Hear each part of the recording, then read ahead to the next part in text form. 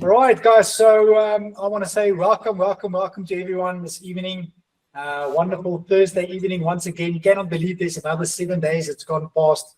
And tonight we have a very, very special guest on the call with us. And, you know, I've always wanted to be on the set of Baywatch. You know, when you had, as a little boy growing up, you saw all these these people in these red costumes and these blonde-haired ladies, and then you saw what was his name, David Hasselhoff, and all these hunks, and they were living the life. They were just setting the world alight. They could never do anything wrong. You know, everything was always perfect. Everything always happened on cue. Everything was absolutely special. And I later on realized that life doesn't always work like that. So the reason why I'm sharing this with you is because our guest this evening is actually someone that is no stranger to the danger, and who's had the most incredible journey and is here this evening to share with us some incredible life lessons. So, Christiaan, are you there? Have you joined our party yet? Yes, I have joined your party. You can call me Hasselhoff, hey? Hasselhoff. I was going to introduce you as Stephen, Christiaan the Hoff. So guys, we are very privileged this evening because we've got a real life hero in our midst, someone that has done some incredible things in life, have achieved some incredible achievements, and you know, our aim this evening is to reflect a little bit on all those achievements, but also to look at the journey that Christiaan has been on. So, Christiaan, first of all, thank you very much for being here this evening. I know that you had a very, very special and very busy day today, a day that most certainly would have exhausted the majority of people out there, and you still decided to show up this evening and to be with us. So, first and foremost, thank you very much for being here this evening, and tell us what happened today. What was so special about today? What happened? Just quite a lot happened. So there was a night. Hi guys, first of all, how are you? So first of all, there was a 19-year-old boy that actually wanted to swim from, I don't know, most of you most probably knows Mossel Bay. So he wanted to swim from the point all the way to Glentana, which is more or less between 20 and 21 kilometers. Now, for those who know the ocean, we first thought, well, let's give him maybe 10 kilometers, then he's going to most probably fail. So this guy kept going, and he's been only training for like a month, which to me was pretty epic because mentally you have to be super, super fit. And especially for a 19-year-old, I mean, geez, like to do something like this. I mean, myself, I capture sharks. I do sea rescue where you need to go and rescue people in difficult situations. That's basically getting caught in rip currents and, you know, those kind of things. So for a guy like that to achieve something like that's pretty awesome, especially in that kilometers. I mean, the most I've done is around 5 kilometers of swimming. Now, 5 kilometers is also quite significant, difficult, especially if you've got currents and you've got all those things you need to worry about. Then, especially in Mossel Bay, you've got sharks you need to worry about. So I must say it was a really long 9 hours, 35 minutes on the ocean. Sure. Yeah, so I think mentally he also did super, super well, I must say. And he ended up strong. So he did significantly well, if I can put it like that. There was a time that we actually stood still for like an hour where he had to go through a rip current, quite a fairly large rip current, about 50 meters in width, where we actually stood still for like an hour, where we didn't go anywhere. Eventually, we got through it, and yeah, he got to the beaches area. So hats off to this guy.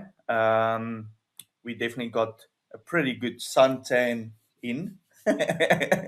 So no, we had a quite a brilliant day out at the ocean. Nice. And Christiaan, what was the reason for this swim? What was the whole purpose behind it? So firstly, I think it was a fundraiser, and then also for the sharks, because we've actually got a big problem in South Africa where they hunt our great white sharks and bull sharks, all those kind of things.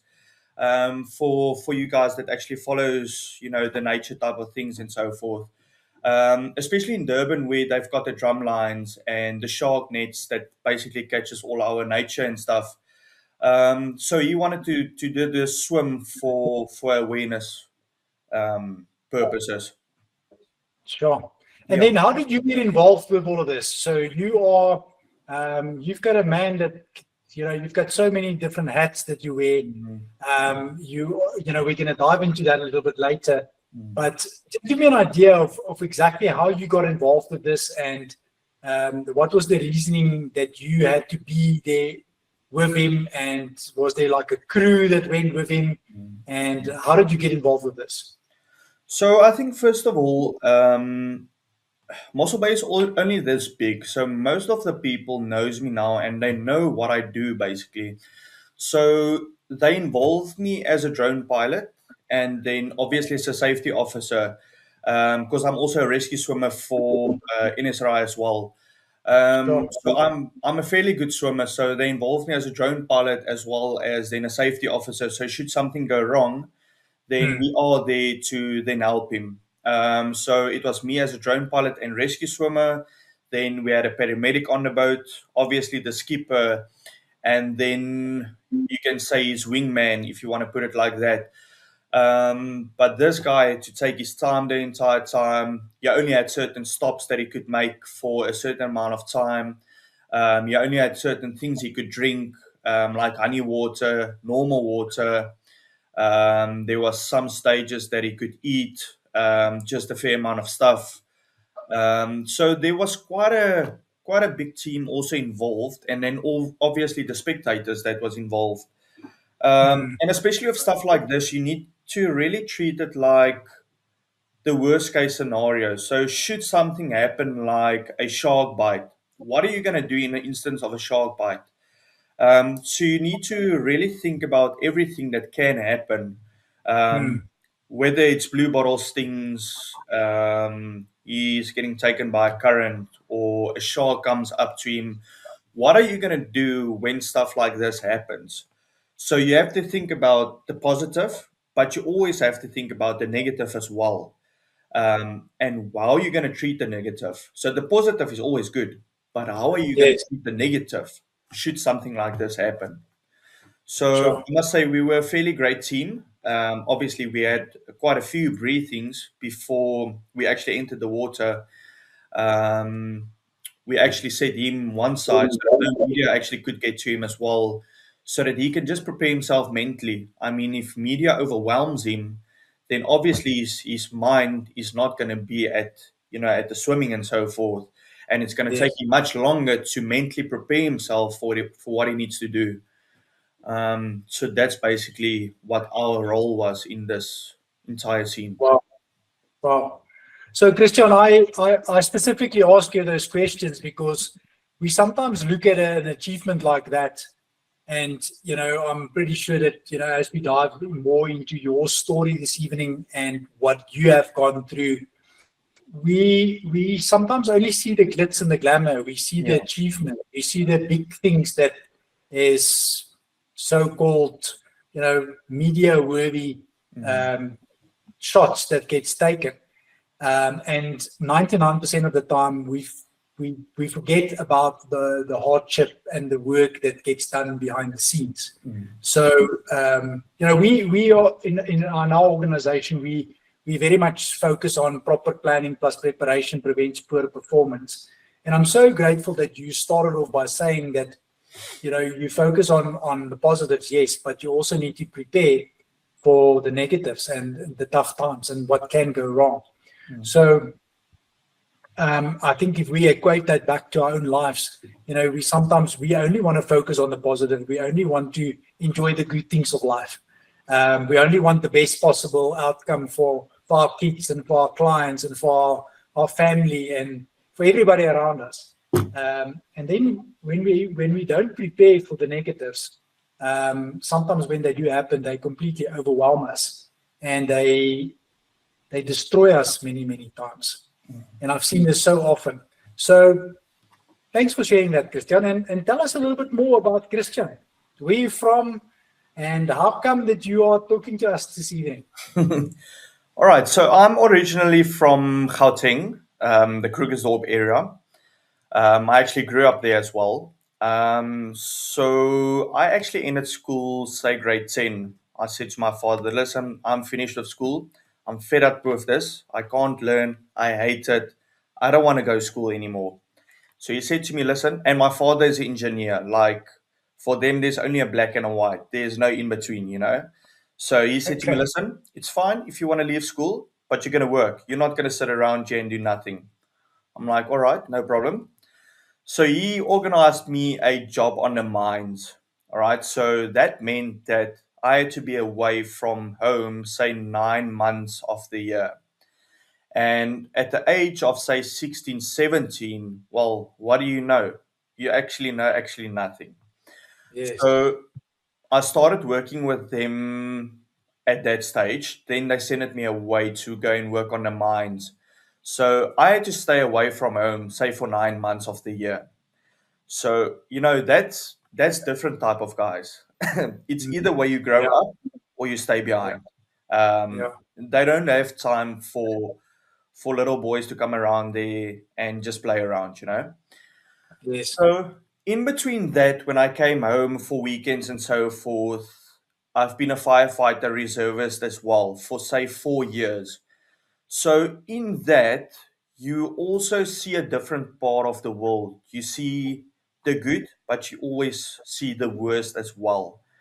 So whether it's accidents, whether it's fires, whatever the case may be. So you're always in that line of fire. So there can always Mm. go stuff wrong at the mines as well, because it's a high risk where we worked. Um, Yes. and there can always go stuff wrong at the fire department. So you have to always be how there was a certain word they always choose mindfulness of your surroundings and what you do. All right. So that's where I started. Then I think it was 2020 or 2021, we decided to move down to Mossel Bay. And I said to my father, all right, well, listen, I think I want to maybe start my own business this side. And we checked around and it was like, let me rather start something like a mobile rubberizing unit where you can Mm. go to the people. They don't have to come to you. It's comfortable. You go to their place, you mask their cars, and you rubberize their vehicles. I mean, in their own comfort. And we thought Yes. it's such a good thing to actually do. So we moved down to Mossel Bay and started the business. Took us almost 100,000 rand to basically start this business.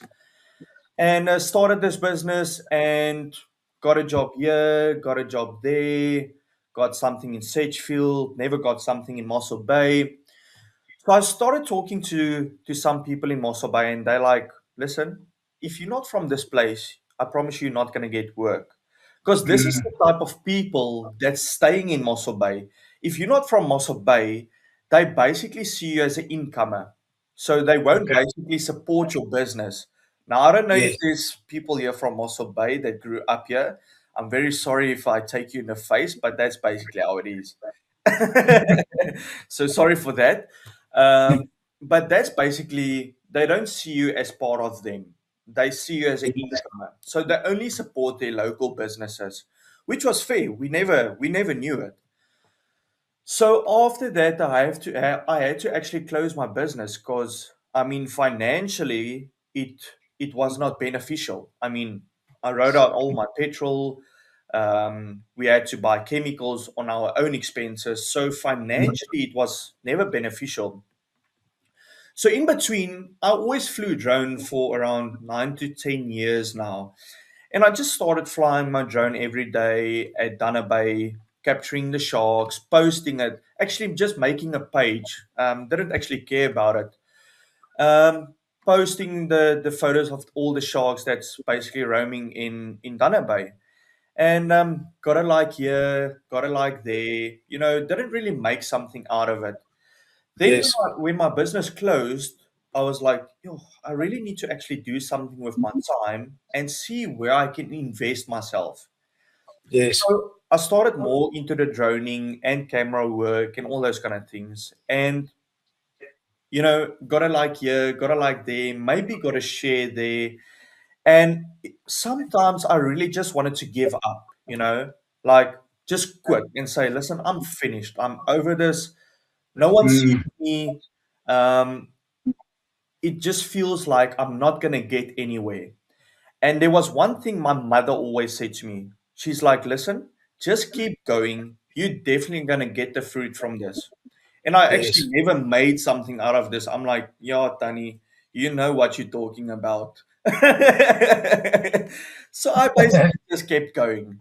Um, and then I think it was 2023. We renovated our new home in Hartenbos. So I was there the one day with my mother. And I always say to the guys, listen, if you see orcas, I really want to capture them. All right. Yes. So that went with the 1 year and it went out on the other year. So we renovated the new house where my mother and father stays now. And the guys called me and they were like, listen, there's orcas swimming near Bartamos. I'm like, are you sure it's not maybe whales? So I actually went down there, and as soon as I stopped my vehicles, the orcas were like 400 meters from the beach. I'm like, Yeah. wow, this is my shot. I want this. I need this. Like, this is something I always wanted to capture. Yes. And took my drone out, put it up in the air, flew it out towards them. And I think it was maybe 10 to 15 minutes into the flight. I know the battery was almost finished. And Yes. all of a sudden, the orcas literally came up with a great white into their mouth. And I was like, am I dreaming now or is this like real? And literally, they came up with with a great white shark in their mouth. You could see the blood, you could see everything. So I had to come in land. I actually did record it. I think it was 1 minute 21 seconds, the entire recording. So I had to come and land because I wanted to fly again. So then they actually went off towards the island, right? And I didn't actually make anything out of it. So one of my good mates, Alison Towner, she's actually a well-known marine biologist in South Africa and actually in the entire world. So I sent Mm. the footage off to her, and she was like, "Listen, you do not share this on social media or any platform." I was like, "Okay." She's like, "This has never been seen before. We've always tried to get this and to prove that they are hunting on great whites, but they could never prove it, without footage or anything. And here we came and actually proved it with our footage that they're actually predating on great white sharks. Yeah. Basically, the day after that is when the great white sharks started to wash up. I think the first great white that actually washed up weighed around 8 to 900 kilograms. A fairly Yeah. big guy. He was around 3.8, 3.9 meters, if I can remember now, and it was a female as well. And after that, it was, Nat Geo Geographic, Discovery Channel, Netflix, BBC, all those oaks jumping on top of me for this footage.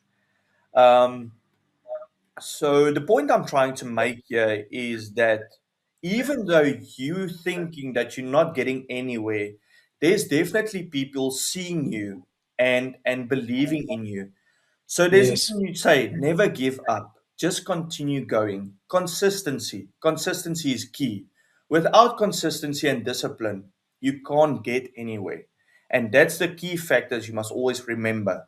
Whether it's social media, whether it's in your business, consistency is key.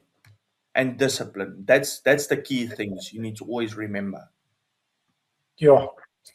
That is amazing. That is amazing. I can just imagine what you Yeah. must have gone through when you collected all that Yeah. footage, and you were like, "Man, this is unbelievable." this is a breakthrough. This has never been seen before. And so in that moment, talk to me about your feelings and everything that you've gone through. I'm pretty sure your dad was a little bit upset with you leaving school in grade 10. Yeah, that's it. I'm pretty sure he had an opinion about a lot of things. For sure. And you followed your passion. You started a business. You never gave up. You keep going, and then you started flying with your drone. A passion that you had. Also wanted to give up after a while of doing something, and you're not getting that response. You're not getting that feedback that you crave. And then all of a sudden, something like this happens. How does it feel in that moment? Is it all worth it? Everything that you had to go through? Talk to us about that process and what happened since then, since you've experienced this and you've had this success. I think since my father is an engineer, and they're doing so well for themselves, they always think they want to push you into something and they're doing good, but actually they just demolishing you, if I can put it like that. So my father actually once wanted to take my drone and go and throw it in the ocean, because that was something he could never see me doing this as a career. He wanted to push me into something he saw me in, and doing that, you actually ruining your relationship with your parents, all right, or whoever that it may be. But in that certain aspect, it was really something pretty extraordinary, capturing something that has never ever seen before. I mean, it felt like, geez, like, I actually can't describe it to you. It was just pretty amazing. Capturing something I always wanted to film, but helping other people as well for proving something they've been working ages on, but to prove it. I mean, it's just something extraordinary. And then all of a sudden, the papers come and they want to do interviews with you. This guys want to do interviews with you. Then the papers from overseas, you see your name in bold overseas. You see your picture in bold overseas. I mean, that's pretty amazing. But the one thing is, it's amazing. But there's one thing. Always stay humble. It doesn't matter how big you are. Always stay humble. Because without humbleness, you're definitely going to see your ass. Yeah. So Christiaan, tell me, if I listen to what you have to say, it sounds like your dad said, no, I mean, this is not a good idea. This is not a good idea. And then you persisted and you then succeeded. And I'm pretty sure when that first newspaper knocked on the door, the first reporter arrived, they said, well, this is my son. I actually got him the drone. I made him promise that he's never going to give up flying. I'm the reason why he has actually collected this footage. So is that correct? Is that how it happened? No, basically not. So I actually took my pension fund to basically buy myself a little bit of a better drone so that I can do whatever I need to do with the drone, right? So from where I am now from where I was until where I am now, my father never gave me a cent of what I did for now, right? Sure. So after I captured that footage, that gave me the breakthrough to actually just upgrade my kit a little bit more, to get myself a camera, to get started with my business, and then obviously to take off of that money. And I must say, I'm going to give it to him. That's one thing he always learned us, is save your money. You never know when you're going to need it. So I took most of that money and I put it in a separate account. An account I cannot touch on unless I give them a 30-day notice, right? Okay. So I took most of that money. So I bought myself a better drone. I bought myself a better camera to make myself a business and to create myself an income. And I put most of that money I put away into a separate account. So that's basically how I started and what I did until where I am now. And since the money came in, and since I sold more footage to Discovery and Natio, and since they bought more rights to the footage, There I upgraded my kit, and then obviously the money that stayed over, I once again put into that account. Yeah. You know what you are sharing here this evening is such a valuable lesson from following your passion, pushing through, being consistent, but at the same time also have all the basics and all the fundamentals in place about what you need to apply in your life to be successful. So it is not just one thing that made you a success or that got you to get that footage. It was a combination of a number of things. And everything was a percentage of everything. The one thing contributed to the next thing, contributed to the next thing, contributed to the next thing. And when I listen to you this evening, I've been reflecting on my own life a little bit as well. And, we sometimes feel like the world comes down on us when we have to start all over again. But sometimes it is actually a gift. It's something, there's something bigger and better that's waiting to happen to us. And you are an incredible testament and an example of that. So well done once again for what you've done and what you've achieved. And what is life like right now? I mean, I believe that you're doing big production, filming, and collecting lots and lots of friends in different platforms. Tell us a little bit about what you're doing. If you're not a sea rescue expert and helping people to break records and filming new footage, what do? What is your day job? I basically go out and create content. So that's basically what I do. And that's where social media comes in. And that's one thing I learned over the years is that you can't post, say, I post on Monday, then you only post on Thursday again. You need to constantly use and create new ideas to basically draw in your clients. All right. Yes. And that's what I need to do. I basically post 3 to 4 times a day, every single day. And that basically takes up most of my time. I mean, Sure. Simonique sometimes late at night and she's like, listen, can you just climb off your phone?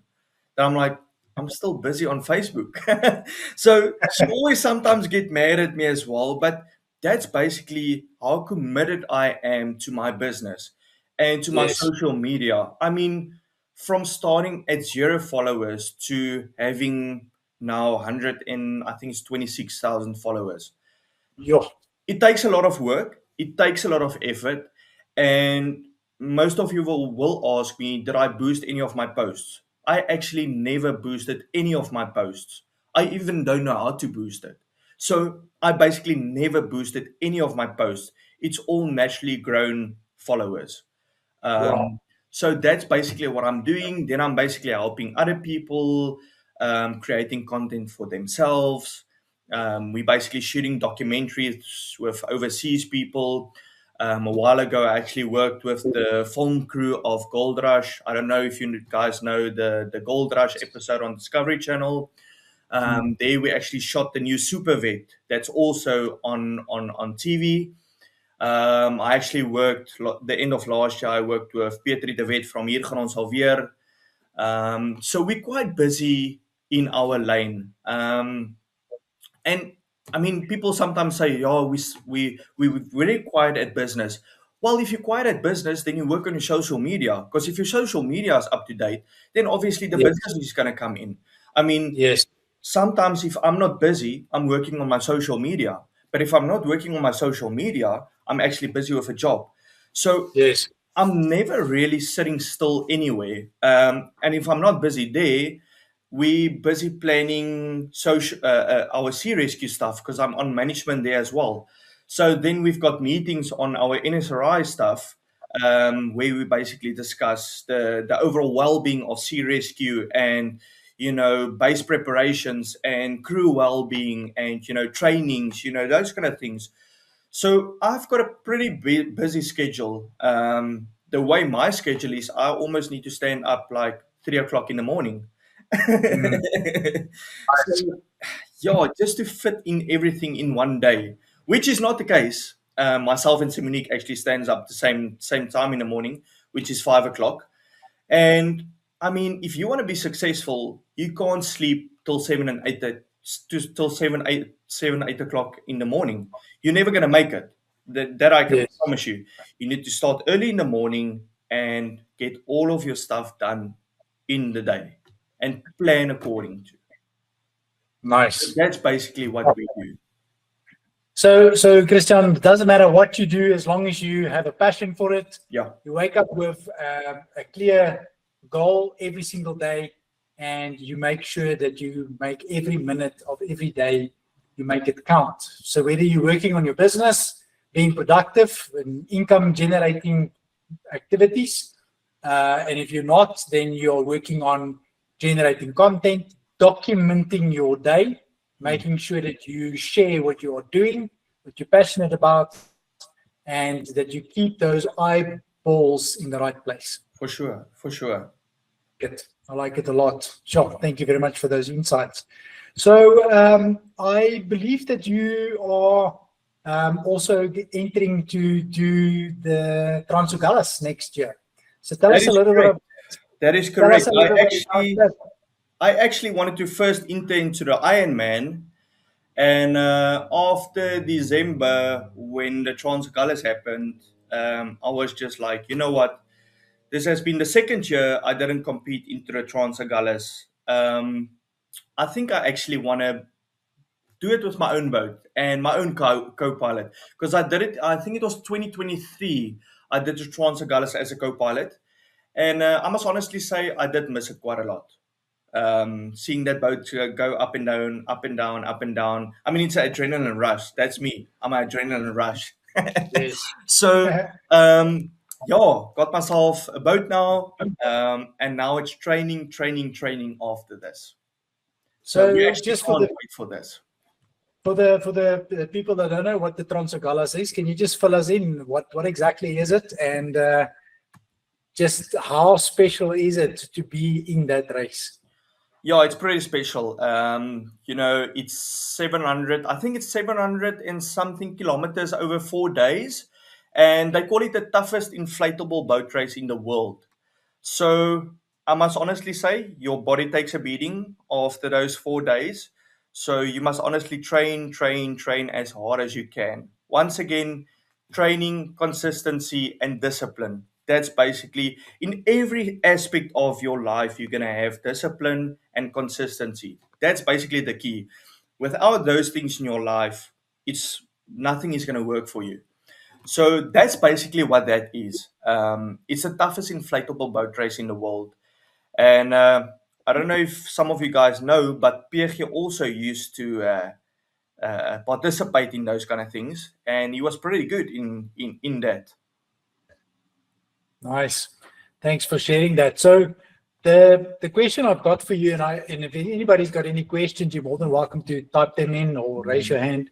So the question I've got for you is, just like you need to now prepare. Next year, there's going to be a race. You're going to take part in the Transugalas. You need to get all your equipment sorted out. You need to source a co-pilot that's going to go with you. You need to start doing the proper planning plus preparation. You obviously also need to make sure that you train regularly, that you stay fit, that you do all these basics correct, so that you have a better chance to succeed. And if you have to compare the Transugalas, the preparation for the Transugalas with preparing for anything that you've done in life. So you've done some incredible things. You left school very early. You've been at your own beck and call for quite a long time. How does that compare, and what advice do you have for someone that needs to maybe restart their life or maybe go off in a different direction? What advice do you have for someone like that?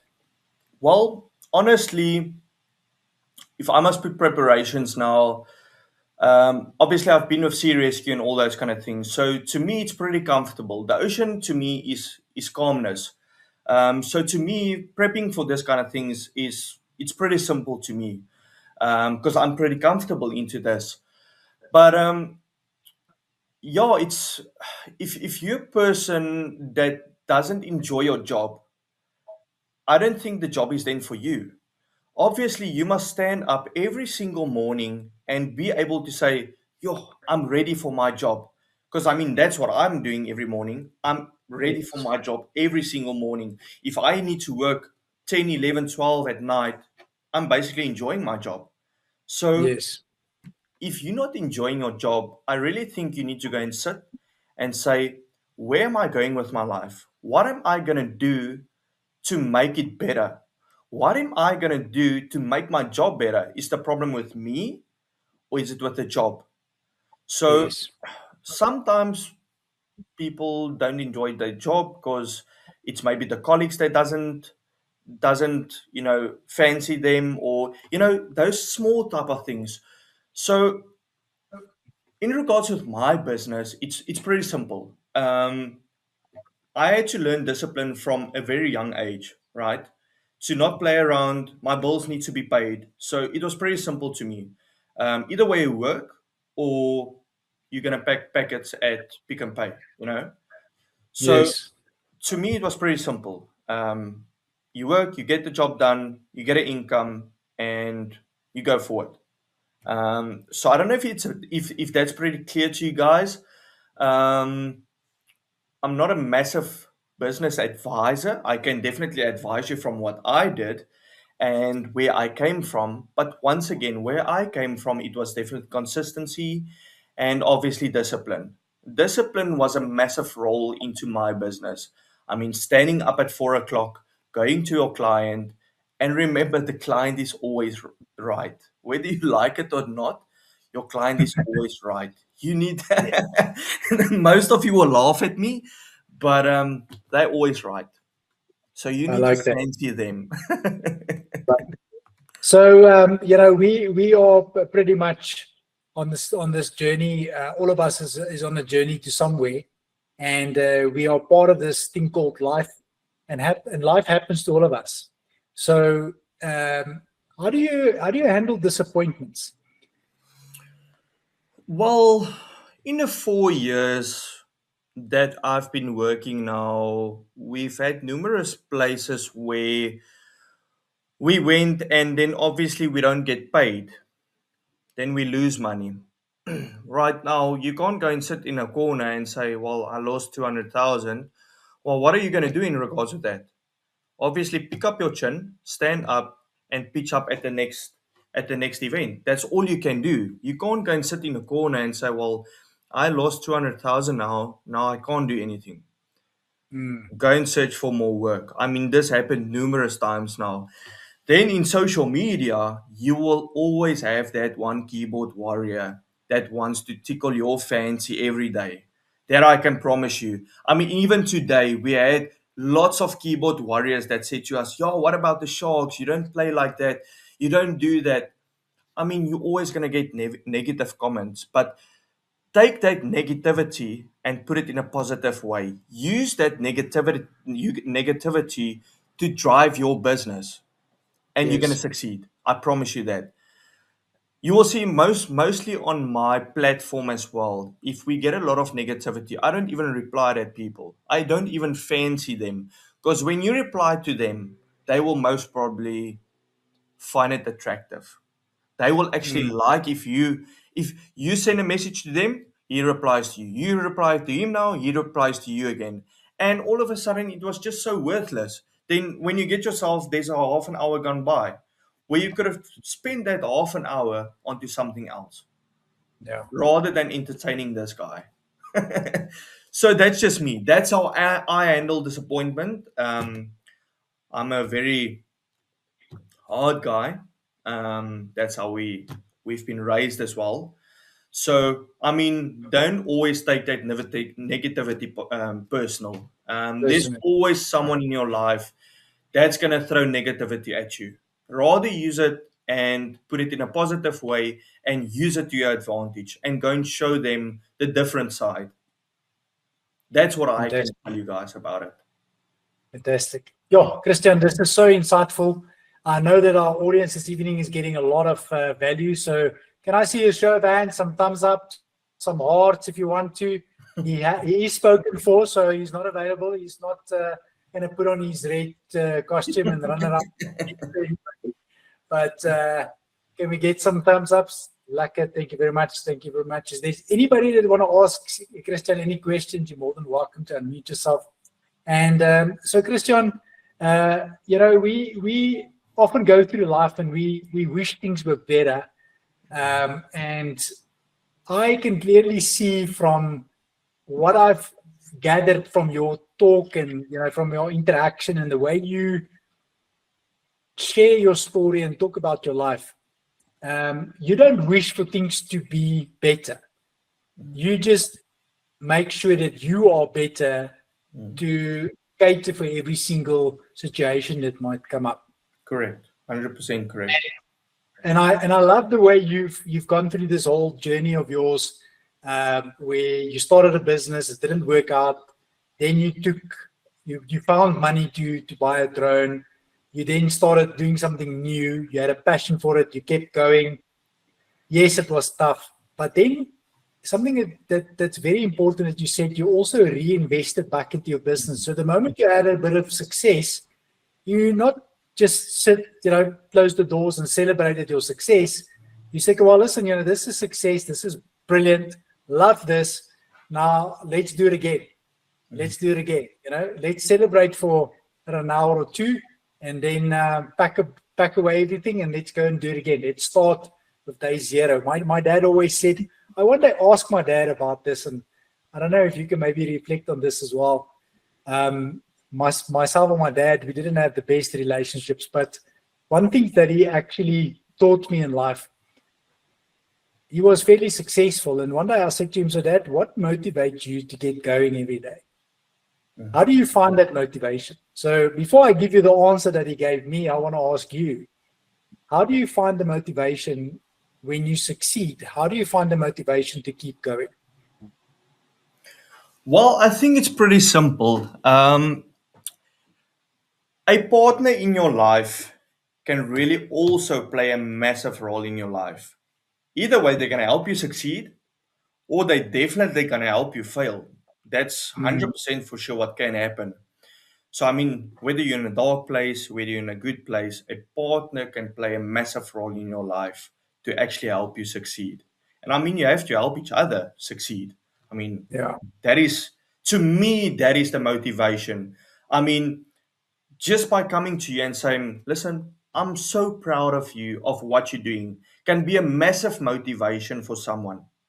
So to me, that is also a key role. All women or husbands can, if they come to you and say, listen, honey, I'm so proud of you, what you're doing, it means they see you. It means they notice you, and it must mean quite a lot to you. Because, that's huge motivation for your partner to actually see you. Absolutely. There's an audio set that just comes to mind now about the millionaire next door. It's a guy that actually gives you 12 points about someone that lives next door that's actually a millionaire and he never knew it. And it's a book that's from America. So, and one of the things that they put in there is that the choice of spouse.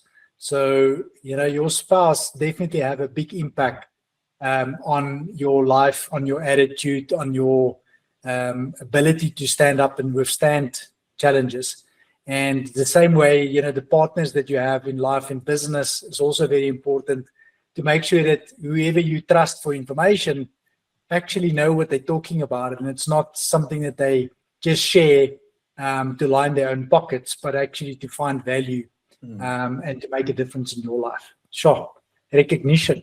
I just wrote it down because I think it's something that we sometimes completely forget, especially with our young people today as well, to give them more recognition when they've done a job. We tend to notice when they do something wrong, but we never notice when they do something right. For sure, definitely. And I also think another motivation could be of when you look back to where you were in your life and you look to where you are now, that must also be a massive, massive, massive motivation. Because I had a choice. Either way, I'm going to be in prison, or I'm going to make a success out of my life. That was either way the two options I had. It's prison, death, or I make a success out of my life. That's what I had to choose. Sure. The other two options was not a not an option. So obviously I had to make success out of my life. So that you can also definitely use as a motivation, and also help others to be motivated through your experiences of life. Yes. Sure. So Right. Well, Christiaan, what is next for you? Where can we find you? Where can we see what your journey is like? What is the legacy that you're going to leave behind in this world? What is next for you? there's quite a few things that I still want to achieve in life.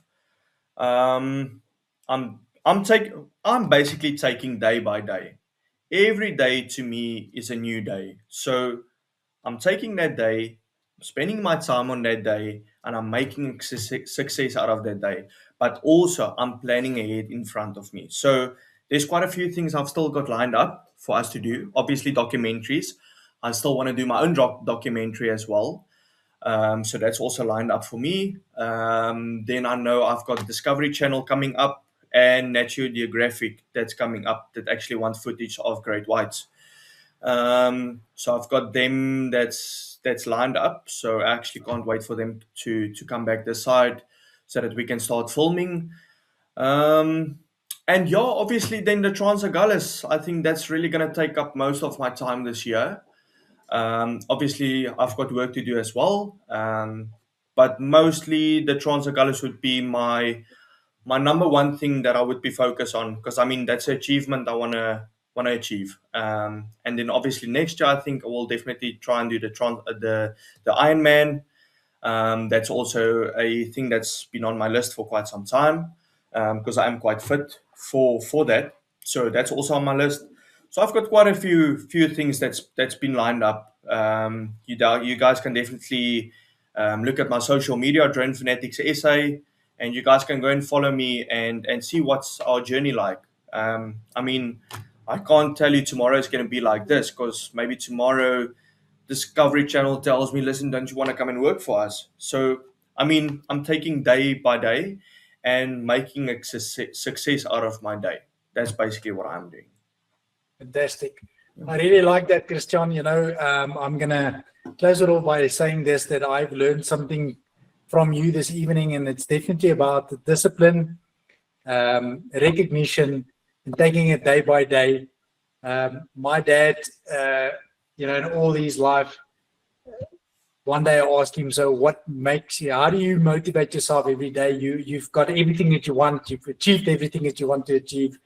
And he said, his words was, every morning when I wake up, I start at 0. I make sure that I start with a big fat 0, and then I have a number that I want to achieve by the end of the day, which was actually very impactful in my life. And you reminded me again of that today, to take it day by day and to live your passion and to do what is important to you for today, but to also have a future goal and to keep the balance within your life. For sure. So been amazing. One last thing, Christiaan, any advice that you can give anybody out there who is going through a tough time? I think just keep going. There's not really much you can do except pray and just keep going. I think the number one foundation in your life must definitely be the Lord, because without that, your life's definitely going to fall apart. I mean, Yes. you can ask me. I was definitely falling apart on some stage, and that's why I'm telling you guys I had two options: whether it's prison, death, or make a success out of my life. Because I've been way off the path. I'm not gonna go into details in regards to that, but I've been way off the path. I mean, my mother and father, they've always been in church and so forth, but you're always gonna get that one time you're gonna dwell off the path. You need to get back on the path and just keep going. I promise you. That's the only thing you can do. Pick your chin up and keep going. That's all you can do. Sure. And be motivated. Yeah. Get a certain person in your life that can motivate you. Whether it's a friend, whether it's PG, Gideon, Simonique, whoever it may be, get a certain person in your life you can share something with and motivate each other. Yeah. That's my 5 cents. Do you have any role models?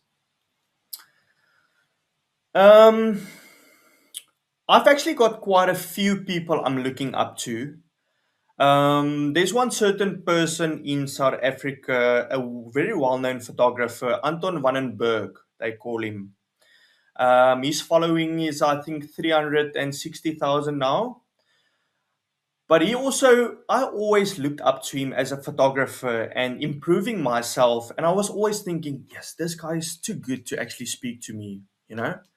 I don't think you will ever engage with me.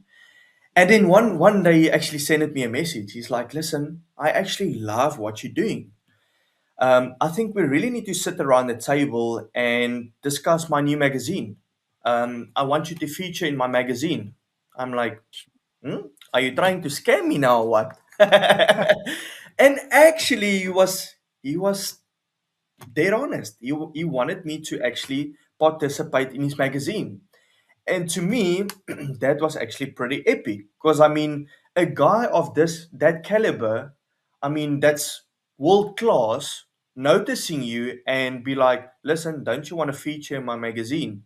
I mean, that's a massive, massive motivation to me as well, to keep on going and doing what I'm doing currently. So to me, he's a massive role model to me as well. Um, And yeah, how important is role models? How important is it to copy someone that's already had success? And how important it is to, if you're stuck, to look at what someone else has done and then to say, well, they've done it, yeah. so I can do it. Well, I hear what you say, but I also think that you must be your own role model as well. Because if you're your own role model as well, people will look up to you as well. So if you're a good role model, then people is going to look up to you as well. Yes, it's nice to have role models, but you must always strive to be a role model. Wonderful. And that's what I'm trying to be, is to be a role model to others. Brilliant. Christiaan, this has been a phenomenal session. I really, really appreciate you taking time out today to come and share with us your experiences, your insights, and also come and inspire the audience this evening with your incredible story. So thank you very much for taking the time out. I saw a video the other day of Tom Hanks and two other gentlemen, I can't remember who they were, sitting around a table. And they asked Tom Hanks a question, and he said that the thing that always keeps him going and keeps him moving forward in life is, no matter what you're going through, this too shall pass. So we need to remember that even if you have incredible success today, this too shall pass. And if maybe you're going through a tough time, this too shall pass. So thank you so much for sharing this, because this is once again shown us how important it is to be disciplined, stay going, stay focused on what we are doing on a daily basis, and never give up. Even if you're not succeeding at first, just keep going. Just keep going. Just do it again and again and again. It's like Dory. Just keep swimming. Just keep swimming. That's all you can do. So thanks for having me. Thanks to each and every one of you that listened to me. I appreciate every one of you. Great stuff. Christiaan, thank you so much. Thanks. And until we see each other again next week, Thursday evening, 7 o'clock, you're welcome to invite anyone that you know can find value from our platform. I'm going to leave you with this. I will look after me for you. Will you please look after you for me and all of us? Thank you so much. Have a good evening.